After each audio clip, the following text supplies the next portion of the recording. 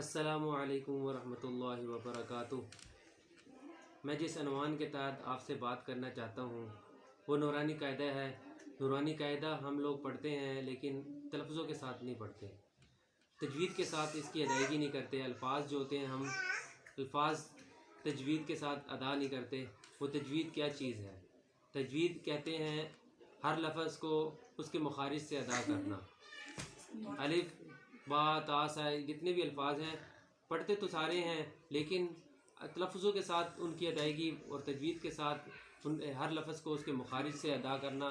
یعنی اب میں شروع کرتا ہوں۔ اب یہ لفظ ہے، اب اعوذ باللہ من الشیطان الرجیم، بسم اللہ الرحمن الرحیم۔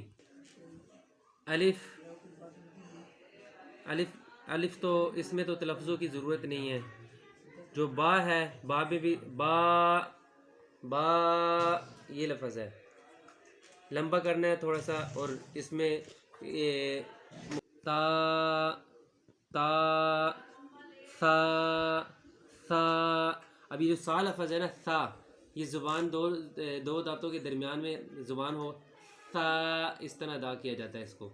اور آگے لفظ ہے جیم۔ اب اس میں لمبا کیا جاتا ہے آواز کو، یعنی کھینچا جاتا ہے جیم کو ادا کرنے میں، جیم۔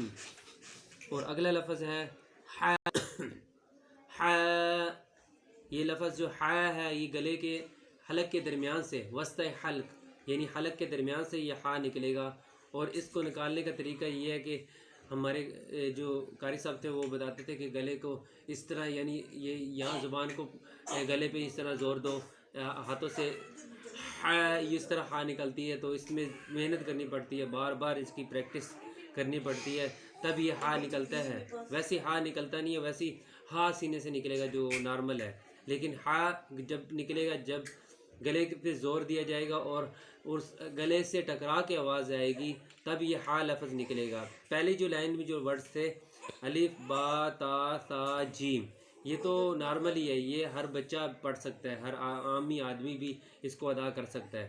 لیکن کچھ الفاظ ایسے ہیں کہ جو پریکٹس کرنے سے وہ ادا ہوتے ہیں، ان کو پتہ لگے کہ ہم لوگوں کو پتہ چلے کہ وہ کس طرح ہم نے اس کو ادا کرنا ہے۔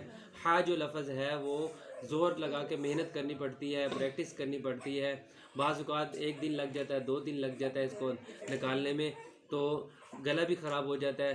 تو یہ اس کی بنیاد ہے، یہ الفاظ جو ہیں یہ نورانی قاعدے کی بیسک ہے۔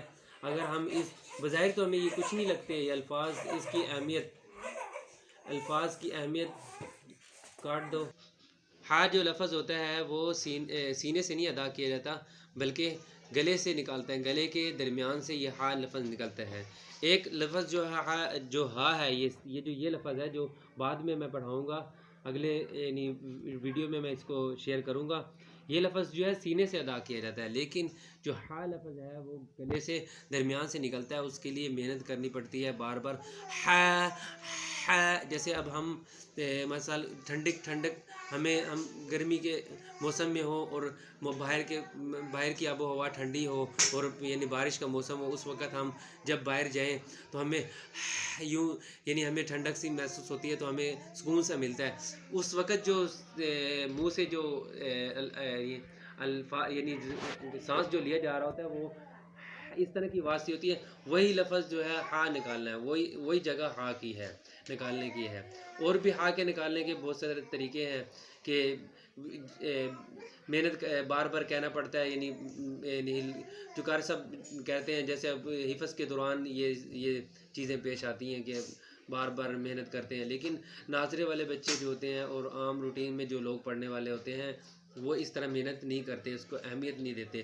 اس کی ضرورت ہے، تلفظ کی بہت زیادہ ضرورت ہے، تجوید کے ساتھ پڑھنے کی بہت ضرورت ہے۔ وہ اس لیے کہ جب اب ہم اگر قرآن کریم کا کوئی بھی ورڈز پڑھیں گے، اگر ہم ہا کی جگہ ہا پڑھ دیں گے تو پھر وہ لفظ کا معنی چینج ہو جائے گا۔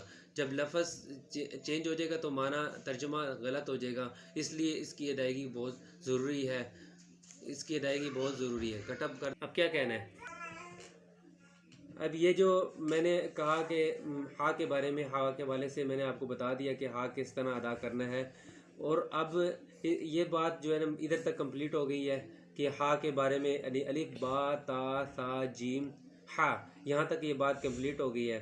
اب اگلی جو ورڈز ہیں، الفاظ ہیں، ان کو میں وہ اگلے جو میں اگر ویڈیو بناؤں گا اس میں آپ لوگوں کے ساتھ شیئر کروں گا کہ ان کو کس طرح ادا کرنا ہے۔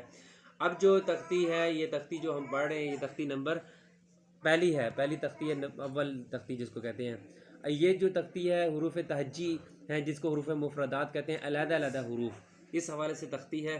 اس کی پہلی لائن پوری ہوئی ہے، اور دوسری لائن کا پہلا ورڈز ہے، اس کے بارے میں نے آپ کو آگاہ کیا ہے کہ وہ کس طرح ادا کرنا ہے۔ تو اسی طرح ہر جو ہے حروف مفردات کے اعتبار سے تھی، اور اب اس میں ہر لفظ کے اعتبار سے میں آپ کو ویڈیو وائز آپ کو بتاتا چلا جاؤں گا، اور یہ اب ادھر تک یہ ختم ہوتا ہے اس کا اختتام اس سبق کا۔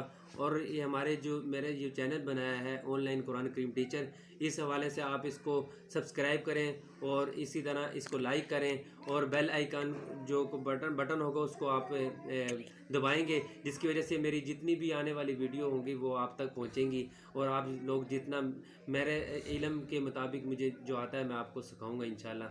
اللہ تعالیٰ عمل کرنے کی توفیق عطا فرمائے۔ وآخر دعوانا ان الحمد للہ رب العالمین۔